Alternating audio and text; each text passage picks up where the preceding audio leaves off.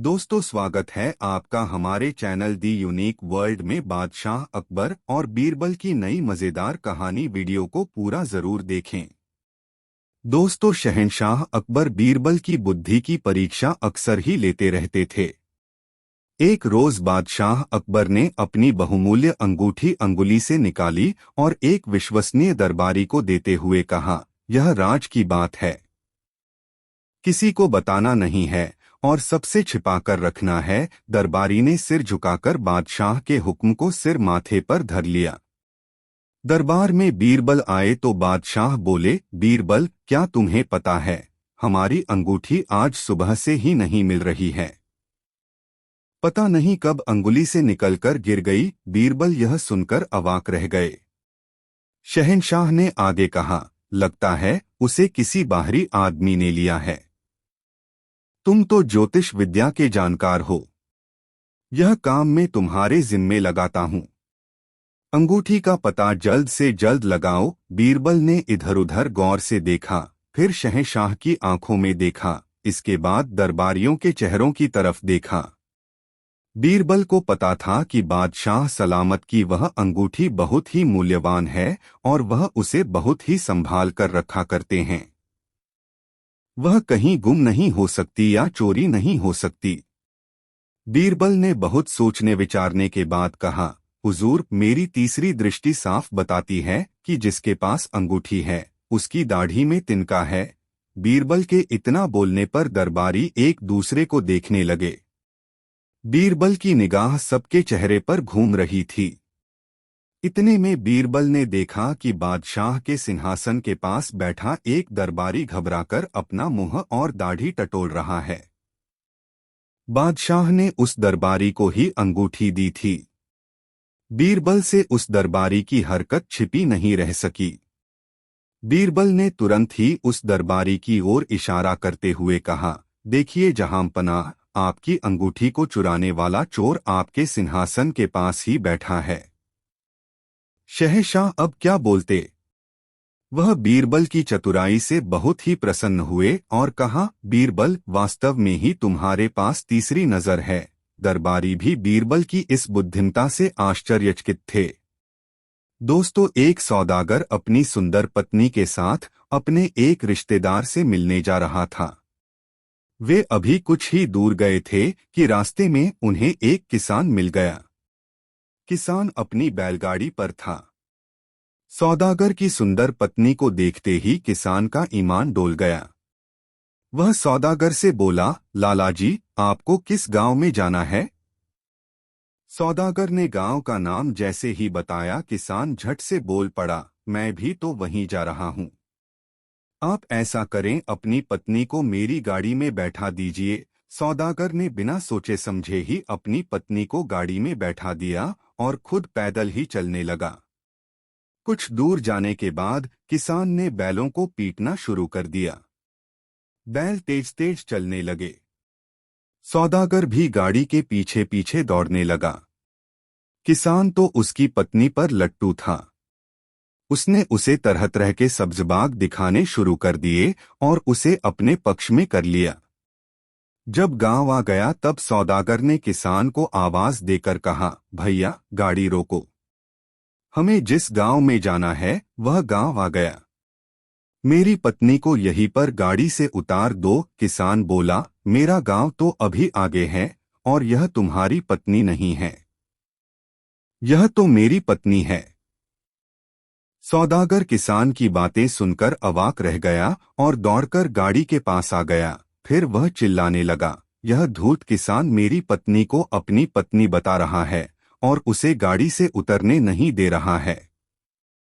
सौदागर की बातें सुनकर कुछ लोग वहां आकर खड़े हो गए, लेकिन कोई भी कुछ नहीं बोल सका। दोनों आपस में बहस करते हुए शहंशाह अकबर के दरबार में पहुंचे। अकबर बादशाह ने उन दोनों की बातें सुनने के बाद बीरबल को हुक्म दिया कि वह इस मामले को सुलझाएं। बीरबल ने वादी प्रतिवादी दोनों को गौर से देखा, फिर गाड़ी में बैठी उस औरत को अपने पास बुलाया और उससे पूछा, आखिर मामला क्या है, सच सच बताओ। वह औरत कुछ नहीं बोली। बीरबल कुछ देर तक खामोश रहे, फिर उस महिला को स्याही की दवात दी और कहा, इसमें पानी भर कर ले आओ।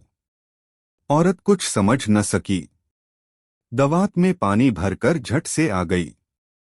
बीरबल ने दवात से स्याही निकाली और कुछ शब्द लिखकर देखे। स्याही में पानी की मात्रा सही थी।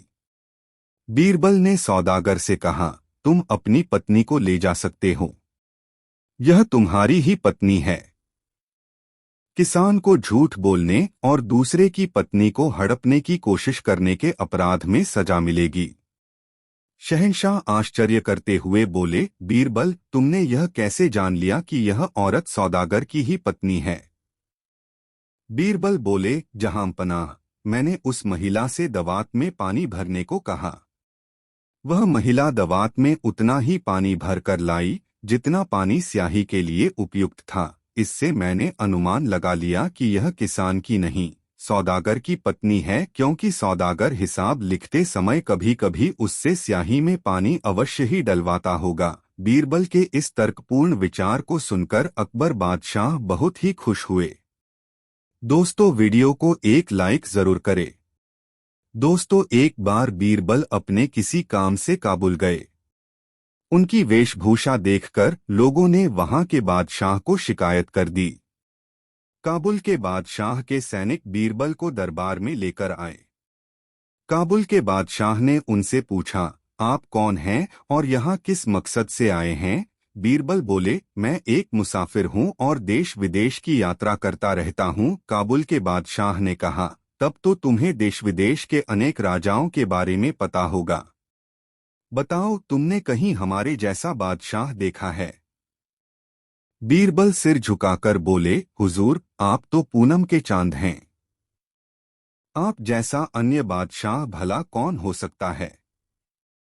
काबुल का बादशाह मन ही मन खुश होता हुआ बोला, हम पूनम के चांद हैं तो तुम्हारा बादशाह क्या है? बीरबल सीना तानकर बोले, हुजूर, हमारा शहंशाह तो दूज का चांद है। काबुल का बादशाह स्वयं को पूनम का चांद समझकर खुशी के मारे गदगद हो गया और बीरबल को छोड़ दिया और सादर अपने दरबार में बैठाया। दूसरे दिन बीरबल को वस्त्राभूषणों से नवाज कर विदा किया। बीरबल वहां से दिल्ली पहुंचे तो उन्होंने अपने मित्रों को यह बात सुनाई। यह बात एक मुंह से दूसरे मुंह होते हुए शाही दरबार तक भी पहुंच गई। बीरबल से जो दरबारी ईर्ष्या करते थे, उन्होंने इस बात को नमक मिर्च लगाकर बादशाह अकबर के सामने पेश कर दिया। अकबर बादशाह को यह बात बड़ी ही बुरी लगी। अगले दिन बीरबल दरबार में पधारे तो शहंशाह ने बीरबल से कहा, बीरबल, हम क्या सुन रहे हैं? तुम काबुल गए थे। बताओ, तुमने वहां के सुल्तान से क्या कहा है? बीरबल ने बादशाह सलामत को वहां की सारी बातें कह सुनाई।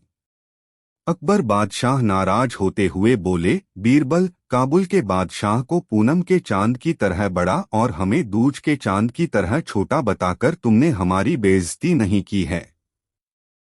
बीरबल सहज भाव से ही बोले, बादशाह सलामत, आप यह क्या कह रहे हैं? मैंने तो वहां आपका गुणगान ही किया है। पूनम का चांद कितना ही बड़ा क्यों न हो, उसे कोई भी महत्व नहीं देता और वह तो अगले दिन से घटने लगता है। पल पल घटने वाली चीज तो हर धर्म में अशुभ, तुच्छ और त्याज्य मानी जाती है। दूज का चांद चाहे कितना भी छोटा हो, लेकिन हिंदू और मुसलमान दोनों ही बड़े आदर भाव के साथ उसका दर्शन करते हैं। मुस्लिम महीना दूज से ही शुरू होता है। हिंदू लोग दूज के चांद को शुभ मानकर उसी दिन शुभ कार्य की शुरुआत करते हैं। इन सबसे बड़ी बात यह है कि दूज का चांद दिन प्रतिदिन बढ़ता ही है। जहांपनाह, अब आप ही बोलिए कि काबुल के बादशाह को पूनम का चांद और आपको दूज का चांद कहकर मैंने किसकी प्रशंसा की है? बीरबल को बादशाह ने उठकर गले से लगा लिया और कहा, मुझे पता है बीरबल, तुम जहां भी जाओगे वहां मेरी प्रशंसा ही करोगे। बीरबल से जलने वाले दरबारियों का मुंह इतना सा हो गया और जो दरबारी बीरबल की पसंद करते थे वे तालियां पीटकर उनकी तारीफें करने लगे। बीरबल की यही तो विशेषता थी कि वह बहुत ही सोच समझकर बातें करते थे और मौका आने पर अपनी बात को सिद्ध करके दिखा भी देते थे। दोस्तों, कहानी कैसी लगी कमेंट बॉक्स में जरूर बताएं। दोस्तों, शहंशाह अकबर ने एक मुंशी को चुंगी अधिकारी बना दिया। वह मुंशी बहुत ही प्रसन्न हुआ और बादशाह की ढेरों प्रशंसा करके चला गया। कुछ दूरी पर ही बीरबल बैठे थे। मुंशी के जाने के बाद वह बोले, हुजूर, वह मुंशी बहुत ही चालाक, धूर्त और बेईमान जान पड़ता है। देखना, वह बेईमानी करने से बाज नहीं आएगा। बादशाह ने बीरबल की बातों पर कोई ध्यान नहीं दिया। बीरबल का शक सच साबित हुआ। बादशाह के पास मुंशी की शिकायतें आने लगीं कि मुंशी रिश्वत लेता है और प्रजा को बहुत ही तंग करता है। बिना रिश्वत लिए किसी से भी बात नहीं करता है। बादशाह सलामत ने मुंशी का तबादला वहां कर दिया जहां बेईमानी करने की कोई गुंजाइश ही नहीं थी। वह मुंशी अधिकारी से घुड़साल का मुंशी मुकर्रर कर दिया गया। अब मुंशी का काम घोड़ी की लीद तोलना था, लेकिन जहां चाह होती है वहां राह निकल ही आती है। मुंशी ने वहां भी अपनी आदत न छोड़ी और रिश्वत लेने शुरू कर दी। मुंशी साइसों से बोला, तुम सब घोड़ों को दाना कम खिलाते हो, इसीलिए मुझे लीद तोलने को भेजा गया है।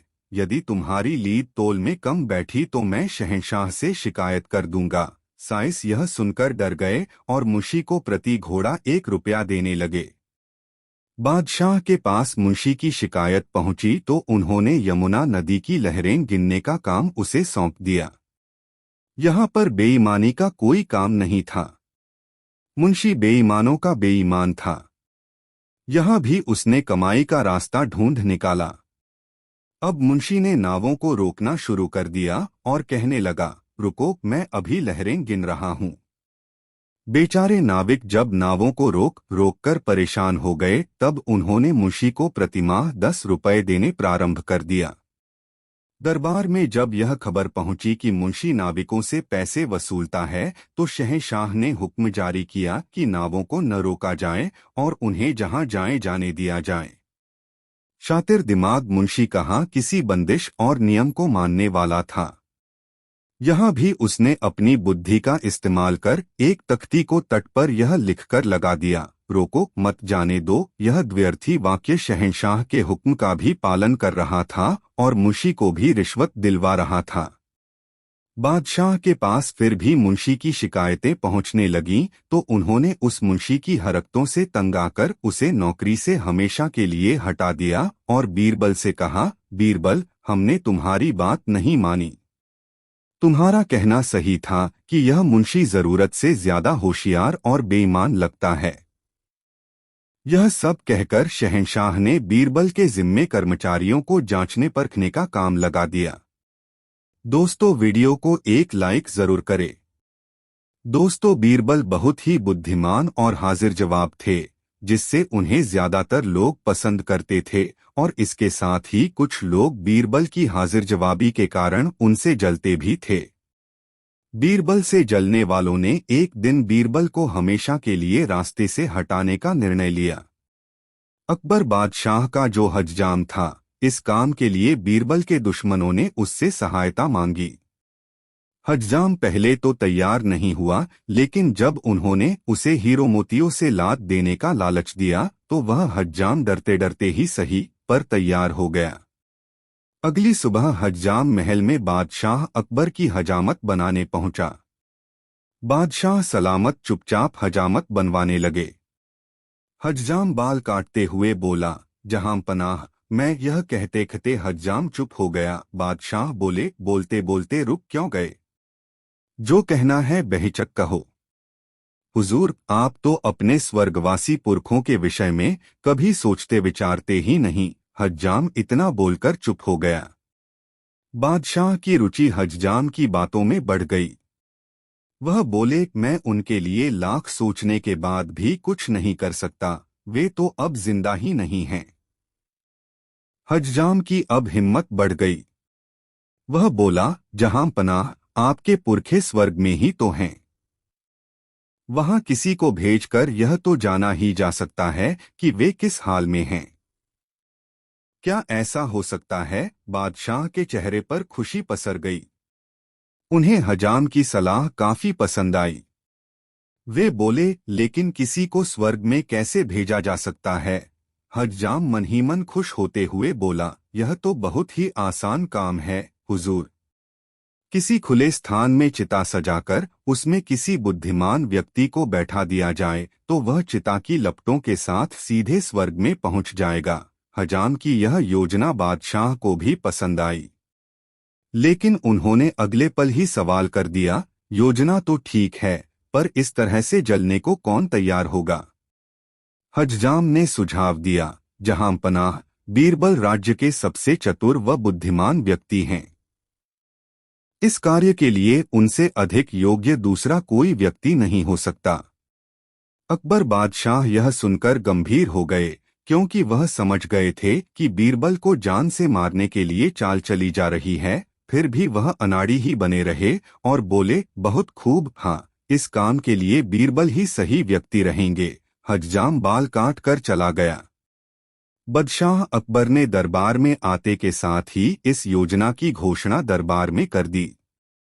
इसके बाद बीरबल को देखते हुए कहा, बीरबल, अब तुम ही स्वर्ग जाओ और वहां से लौटकर हमें बताओ कि हमारे पुरखों को किस चीज की जरूरत है। बीरबल बोले, हुजूर, आपके मन में यह विचार कहाँ से आया? बादशाह अकबर बोले, यह विचार मेरे मन की उपज नहीं है। यह विचार तो हमारे हज्जाम के मन की उपज है। उसी ने हमें यह विचार सुझाया। बीरबल ने बादशाह के कहने का मतलब अच्छी तरह से समझ लिया और मन ही मन ठान लिया कि उस हज्जाम को सबक सिखाना है। बीरबल ऐसा सोचते हुए बोले, जहां पनाह, आपने मुझे इस काबिल समझा, शुक्रिया। मैं स्वर्ग की यात्रा पर जाने के लिए तैयार हूँ हुजूर, लेकिन मुझे कुछ दिन का समय दीजिए ताकि मैं अपने परिजनों के लिए जरूरत की चीजों का प्रबंध कर सकूं। अकबर बादशाह ने बीरबल को कुछ दिनों का समय दे दिया और चिता भी तैयार करने का हुक्म जारी कर दिया। बीरबल ने इस बीच चिता की जगह को जाकर देखा, फिर चिता के स्थान से अपने घर तक अंदर ही अंदर एक सुरंग खुदवानी आरंभ कर दी। बीरबल के चिता पर बैठने की तारीख आ गई। नगर के सारे लोग वहां आकर जमा हो गए। बीरबल सुरंग के द्वार से सटकर लेट गए और दरबारी कारिंदों ने उनके चारों तरफ लकड़ियां सजा दीं। देखते ही देखते चिता धू धू करके जल उठी। बीरबल को चाहने वाले आंसू बहा रहे थे और ईर्ष्या करने वाले खुश हो रहे थे। लेकिन चतुर बीरबल तो सुरंग से होते हुए अपने घर पहुंच गए थे। कुछ महीनों के बाद बीरबल दरबार में आए तो उनके हितैषी और शत्रु दोनों ही चकित रह गए कि एक मरा हुआ व्यक्ति पुनः जिंदा कैसे हो गया। वह बड़ी मुश्किल से पहचान में आ रहे थे, क्योंकि उनकी दाढ़ी बेतरतीब बढ़ी हुई थी। बीरबल शहंशाह अकबर को सलाम करते हुए बोले, मेरे मालिक, मैं सीधा स्वर्ग से यहाँ आ रहा हूँ। आपके पुरखों की भी खबर लेकर आया हूँ। बादशाह अकबर प्रसन्न होते हुए बोले, बीरबल, तुम ठीक तो हो? स्वर्ग में मेरे सब पुरखे कैसे हैं? बीरबल बोले, जहां पनाह, वहां किसी बात की कोई कमी नहीं है। चारों तरफ अमन ही अमन है। हाँ, वहां पर एक चीज की कमी है। बोलो बीरबल, हम वह चीज वहां भेजवाने की कोशिश करेंगे। बादशाह सिंहासन से यह कहते कहते खड़े हो गए। बीरबल बोले, हुजूर, वहां कोई ढंग का हज्जाम नाई नहीं है। आपके पुरखों ने कहा है कि कोई ढंग का हज्जाम फौरन यहाँ भेजा जाए। हुजूर, स्वर्ग में पहुंचने का रास्ता तो हम सबको मालूम हो ही गया है। वहां अब किसी को भी भेजना हमारे लिए कठिन नहीं रहा। शहंशाह अकबर बोले, हाँ, तुम्हारी बात तो सही है, पर वहां किस हज्जाम को भेजा जाए? बीरबल अब कहाँ चूकने वाले थे। वह झट से बोले, हुजूर, इसमें भी कोई पूछने की बात है। आपका शाही हज्जाम वहां जाएगा। उससे बेहतर हजामत और कौन बना सकता है, हुजूर? ठीक है बीरबल, हम शाही हज्जाम को ही स्वर्ग भेज देते हैं। फिर क्या था?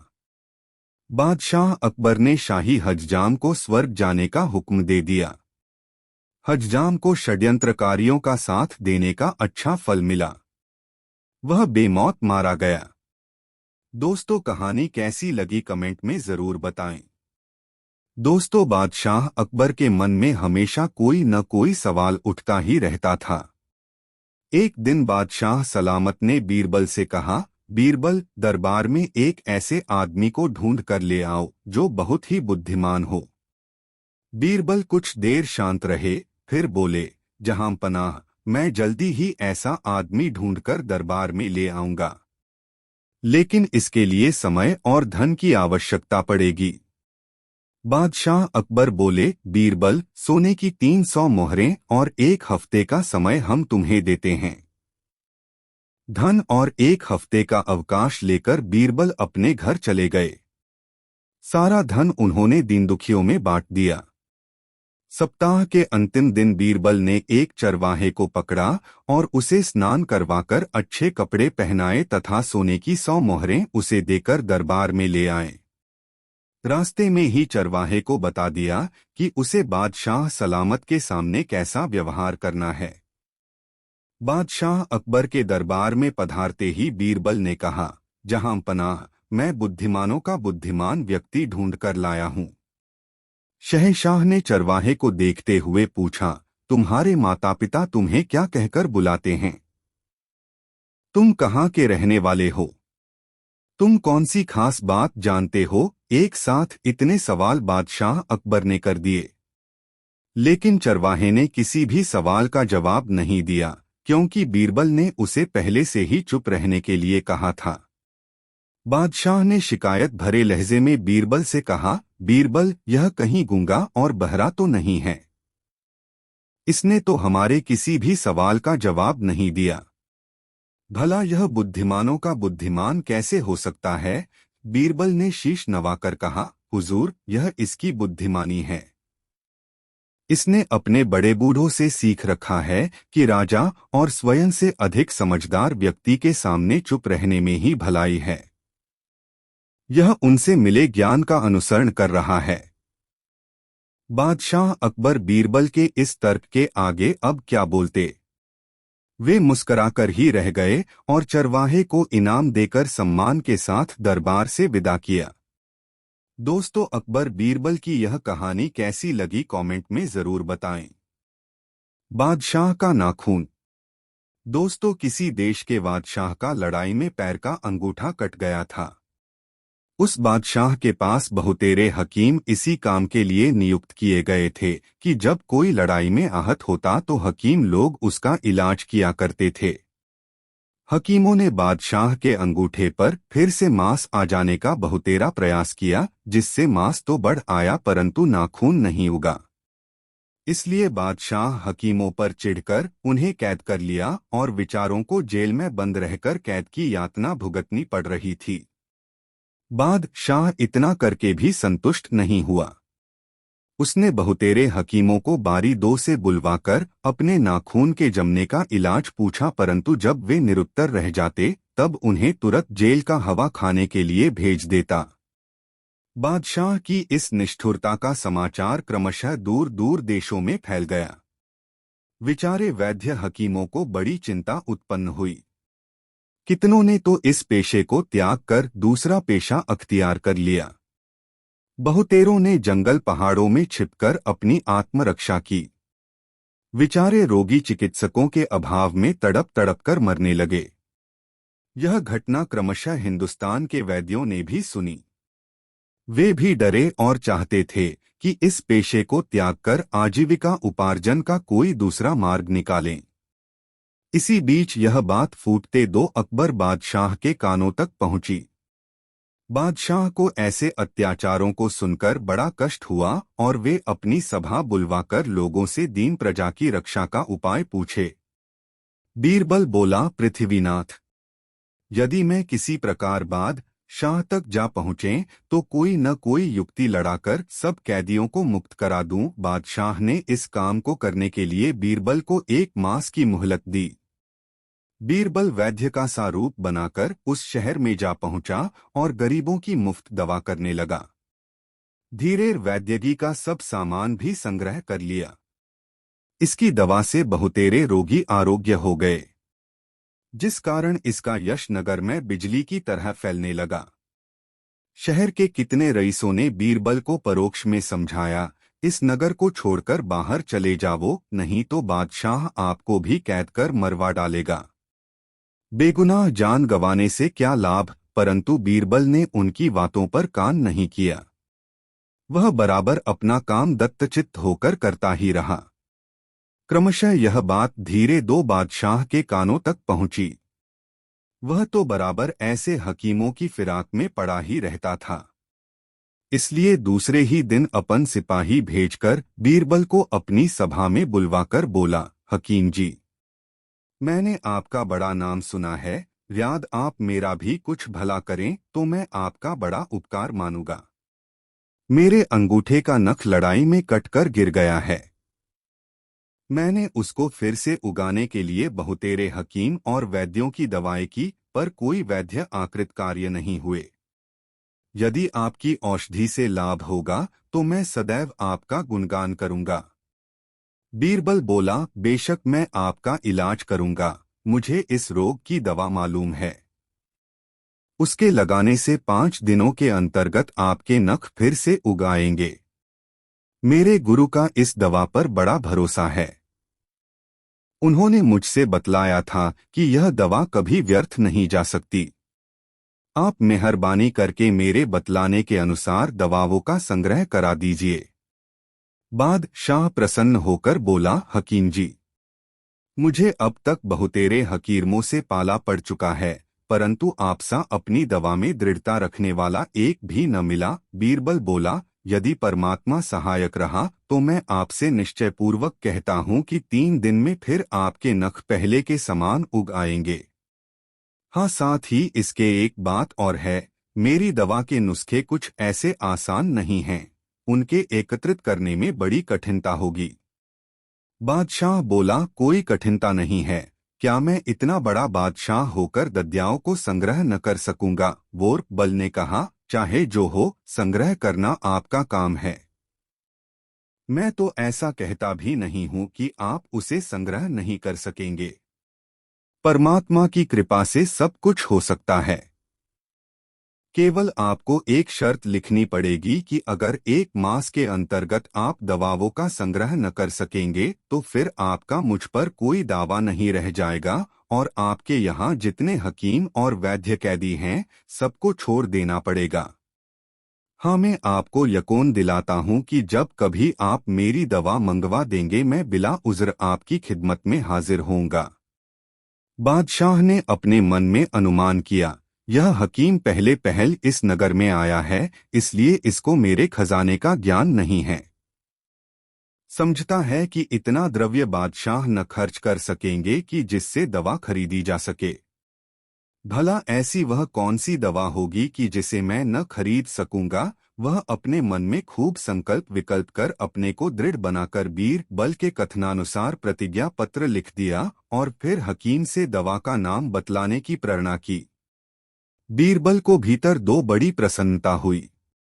उसने जान लिया कि अब निरपराध हकीम और वैद्यों के मुक्त होने का समय नजदीक आ गया है। हरी इच्छा प्रगट में बादशाह का यह शेर घड़कर सुनाया, आना नहीं मुश्किल है कुछ नाखून का, फूल गर गूलर के हों व रोम हो भल्लूक का। उसके उपरोक्त शेर को सुनकर बादशाह अपने दीवान को दोनों वस्तुओं को यथाशीघ्र मंगवाने की आज्ञा दी। दीवान अपने निमक खाए भर परिश्रम करके थक गया, परंतु उसे सफलता न मिलो। उधर 1 महीने की शर्त भी पूछ गई। बादशाह को लाचार होकर सब कैदी वैद्य और हकीमों को जेल से मुक्त कर देना पड़ा। बादशाह ने कैद से छूटे हकीम वैद्यों को बुलवाकर उपरोक्त दद्या का गुण पूछा। बीरबल उन्हें पहले ही से सावधान कर चुका था, इसलिए वैद्यों और हकीमों ने बीरबल की दवा की बड़ी तारीफ की।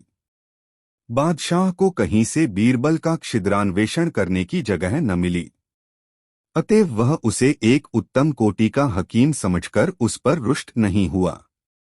बेचारे हकीम कैद से छूटकर उसे बहुत दुआ दिए और सबों ने आपस में सहयोग कर अपने प्राणरक्षक को एक अच्छी रकम भेंट दी। बीरबल वहां से चलकर कई दिनों के पश्चात दिल्ली पहुंचा और बादशाह के सामने वहां का आद्योपांत समाचार कहकर सुनाया। बादशाह ने बीरबल के बुद्धिमानी की बड़ी प्रशंसा की और अन्य दबारी भी सब तफर से वाह वाह करने लगे। दोस्तों, कहानी कैसी लगी कमेंट में जरूर बताएं। दोस्तों, एक दिन बीरबल को परेशान करने के उद्देश्य से बादशाह अकबर ने एक ऐसा आला बनवाया जिसमें हाथ डालने पर हाथ फंस जाता था। उस आले में उन्होंने एक सेब रखवा दिया। आले वाला कमरा बादशाह के कमरे से मिला जुला था। बीरबल जब बादशाह से मिलने आए तो बादशाह ने उन्हें हुक्म दिया कि बराबर वाले कमरे के आले में सेब रखा है, उसे ले जाओ। बीरबल ने उस कमरे में जाकर आले में से सेब निकालने को हाथ बढ़ाया ही था कि उसका हाथ उसमें फंस गया। दूसरा हाथ उस हाथ को निकालने में फंस गया। थोड़ी देर में बादशाह वहां आए और बीरबल को चिढ़ाने लगे। बीरबल मन मारकर रह गए। तब बादशाह ने अपने हाथों से उनके हाथ छुड़ा दिए। बीरबल ने भी बादशाह को छकाने का उपाय सोचा। बीरबल ने तीर्थ यात्रा के बहाने बादशाह से छुट्टी ले ली, लेकिन गुप्त रूप से अपने घर ही रहने लगे। कपड़े रंगकर साधुओं का भेष बना लिया और चुपचाप दरबार की खबर लेते रहे। एक दिन बादशाह शिकार खेलने जंगल गए। बीरबल भी साधु के भेष में उनके पीछे हो लिए। बादशाह एक जंगली सुअर का पीछा करते करते रास्ता भूल गए। शाम होने जा रही थी, इसलिए बादशाह को हाजत हुई। वे एक तालाब के पास पाखाने के लिए बैठ गए। थोड़ी देर बाद उन्होंने एक बड़ा विकराल दैत्य बाल बिखेरे तथा आंखें फैलाए अपनी ओर आते देखा। उसे देखकर बादशाह भयभीत हो गए और हाथ जोड़कर उसके सामने खड़े हो गए। दैत्य ने कड़क कहा, अपनी प्रजा पर जुल्म ढाता है, मैं आज तुझे नहीं छोड़ूंगा। यह सुनकर बादशाह गिड़गिड़ाते हुए बोले, हे भगवान, इस बार मुझे क्षमा करो। अब आपकी आज्ञा से कभी अत्याचार नहीं करूंगा। तब दैत्य ने कहा, अच्छा, माफ किया, अब अत्याचार मत करना।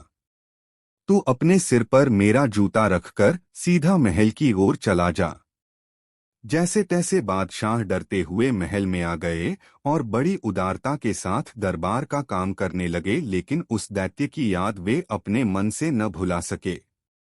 उन्हीं दिनों बादशाह ने सुना कि बीरबल तीर्थ यात्रा से लौट आए हैं, तो उन्होंने एक नौकर द्वारा उन्हें बुला भेजा। बीरबल जब सभा भवन में पहुंचे तो सभी दरबारी उपस्थित थे। कुशलक्षेम पूछने के बाद बादशाह ने फिर वही बात कही, क्यों बीरबल, आले का सेब? दरबारी कुछ न समझ सके। तभी बीरबल बोले, और वह देव। यह सुनकर बादशाह लज्जित होकर चुप हो गए। उन्होंने फिर बीरबल को कभी नहीं चिढ़ाया। बादशाह को उस दैत्य का रहस्य और बीरबल की चालाकी मालूम हो गई थी। दोस्तों, एक बार बादशाह अकबर के दरबार में एक अजीब मामला पेश हुआ। एक औरत भरी सभा में एक आदमी को साथ लेकर आई और बोली, हुजूर, इस आदमी ने मेरे सारे जेवर छीन लिए हैं।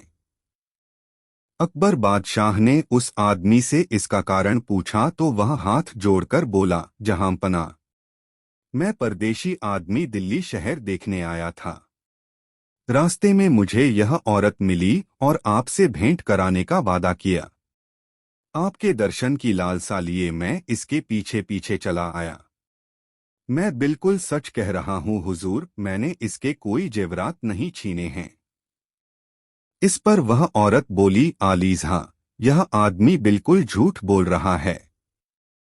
मेरे सारे जेवर छीनकर अब पाक साफ बन रहा है। अकबर बादशाह दोनों की बातों से कोई नतीजा नहीं निकाल सके कि वास्तव में दोषी कौन है।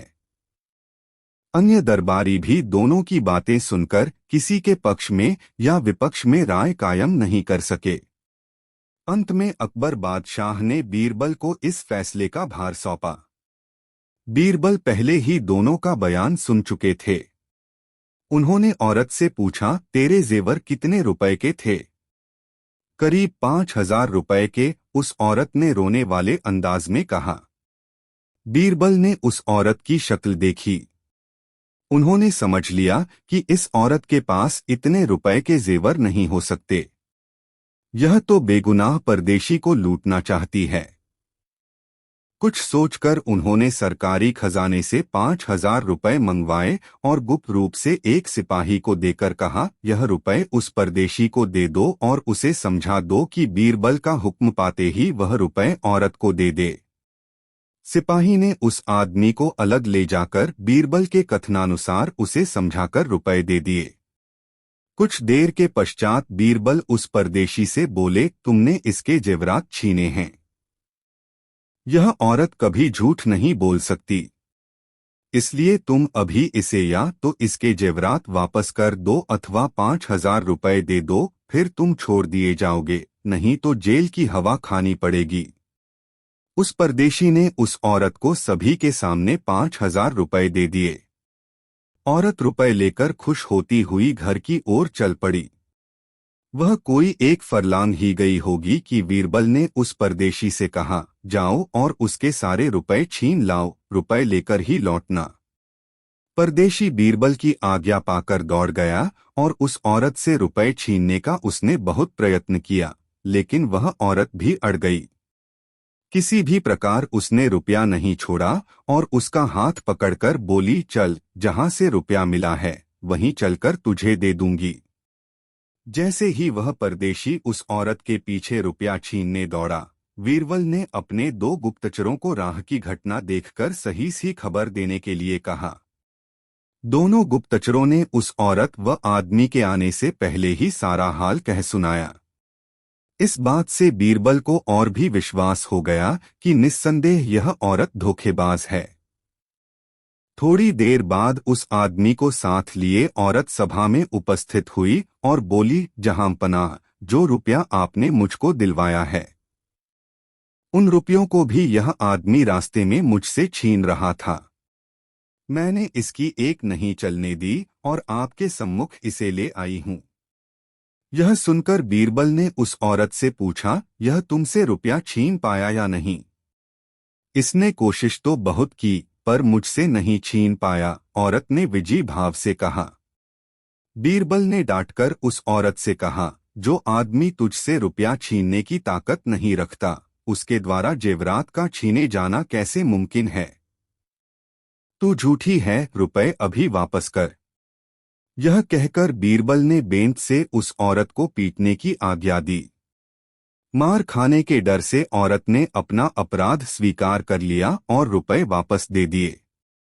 बाद में बीरबल ने उस औरत को तुरंत जेल खाने भिजवा दिया तथा उस परदेशी को बाइज्जत विदा किया। बीरबल की इस चतुराई से सभी दरबारी अत्यंत खुश हुए। अकबर बादशाह को तो यह न्याय बहुत ही पसंद आया। दोस्तों, वीडियो को एक लाइक जरूर करें। दोस्तों, अकबर का राज्य बहुत ही बड़ा था, इसलिए उसने शहर में लोगों की विभिन्न समस्याओं का समाधान करने के लिए अनेक न्यायाधीशों की नियुक्ति की।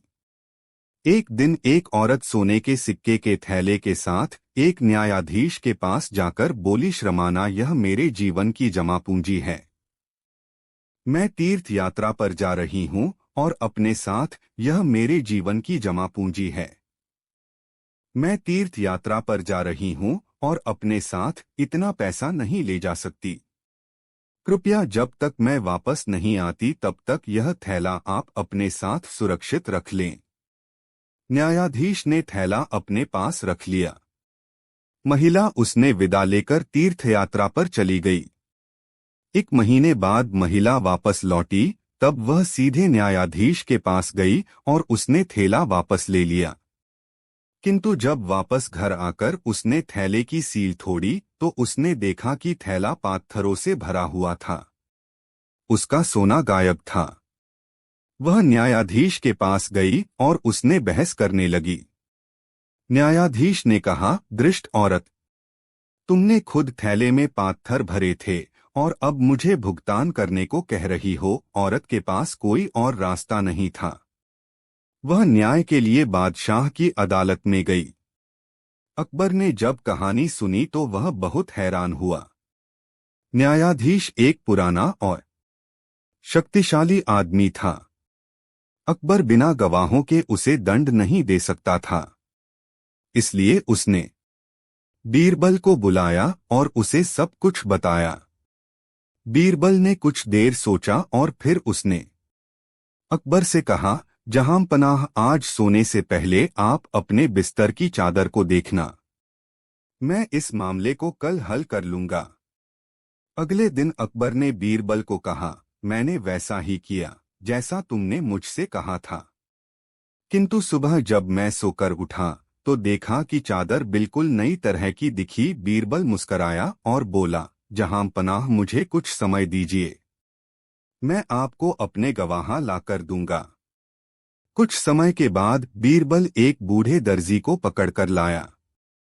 दर्जी ने कहा, हाँ, मेरे मालिका, पुराने न्यायाधीश ने एक थैला मुझे सिलाई करने के लिए दिया था। मुझे यह समझ नहीं आया कि उसे सीलने से पहले उसमें पत्थर डालने की क्या जरूरत थी।